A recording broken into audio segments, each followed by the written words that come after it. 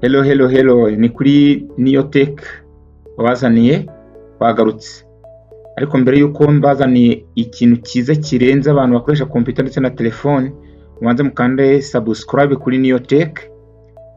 Hano ibyo ngiye kubereka uyu munsi ni ibintu by'ibitangaza cyane. Abantu bajya babuze ama software ari free kandi ari premium.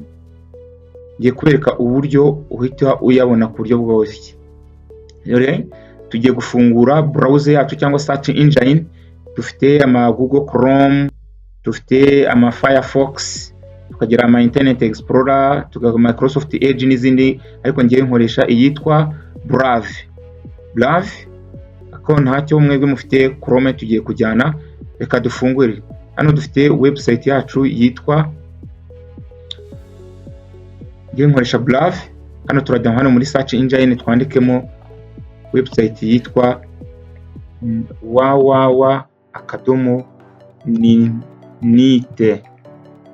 Ninite. Murabona ninite.com.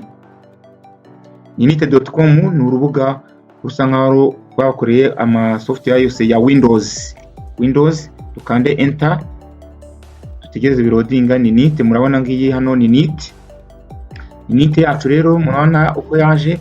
Hano hose handitseho ama software muri free ni billion softwares niziri zemewe na Microsoft zose. Urana hano bafite ama web browser software zikora muri web browser mwazibonye. Dufite ama software ama messaging za Zoom, za Discord, ama Team, izose ni software dukoresha. Dufite ama software akoresha muri media, iTunes, VRC, AM n'ama software menshi, ama Audacity akoresha mu muziki, ama Spotify, ama Gym, izose ni software ukoresha. Ama Handbrake atuma ugabanya file yawe. Hano dufite izitwa ama routine cyangwa ama desktop OS, ama netpad. Izi ngizi ni software zishobora gutuma computer ikora ibindi itari isanzwe ikora.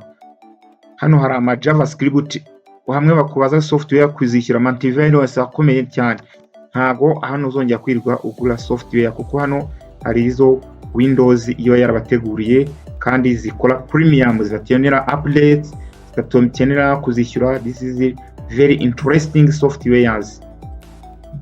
Yes, izi softwares rero urazisanga kuri NIYOTEC. Kanda like, subscribe, kanda share kuri NIYOTEC.